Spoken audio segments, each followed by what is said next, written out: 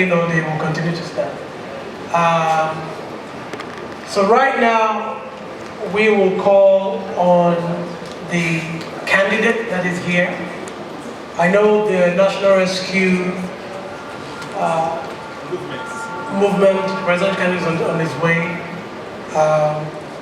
And I've got some commitment also from other candidates that because of the nature of our own peace accord, that if they don't do it today, we can always do it with them at another venue. We're still working that out. But for the candidate that is here now, the vice presidential candidate of the SDP is here.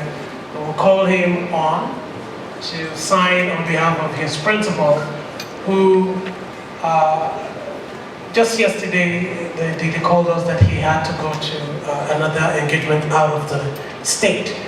So without wasting much ado, let us call on the vice presidential candidate of the SDP to come on stage and sign on behalf of the presidential candidate of the SDP. So let me explain how this works. So INEC has 18 political parties that have been approved, that we now work with.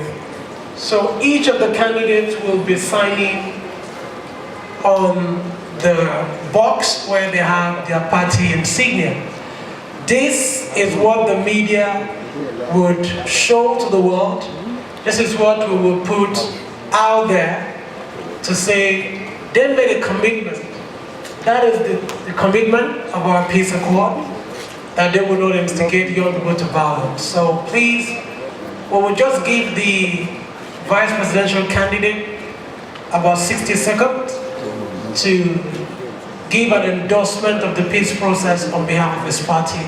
He will sign and then he would go back to his seat. Thank you so much. I mean, you can never have too much of peace in any politically charged environment. The goal is to ensure that we have a peaceful election before, during, and after. Young people are the victims of election violence everywhere. So the goal is such that in Nigeria in 2023, we do not have that election violence happening again. So that's why we did this. We've been running projects across the country targeted at young people during voting, during the PVC registration process. So we reached quite a lot of thousands of people. I think overall we did almost 100,000 from across the country. And we infused in our election support projects needs for people to abstain from violent issues and all of that. So we've also been working with the NYC, and like this project is a partnership with the NYC where we're reaching so many young people to take down the principle of peace building to their local communities. So before now, we've been signing the peace accord at the state level, working with governorship candidates.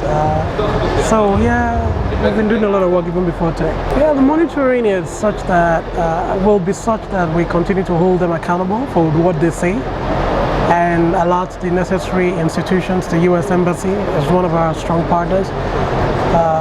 Recently you saw the visa ban on some politicians who are instigating election violence. I say to any politician, go ahead.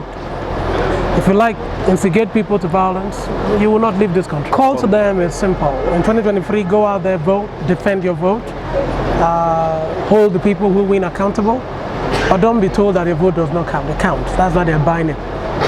And let me tell you another thing, like I said on the stage, now who they are alive, now they enjoy dividend of democracy. If you die for a politician will be alive, enjoying the dividend of democracy, whereas your family will be mourning and crying. Don't kill yourself for politicians. It's not worth it. It's no good.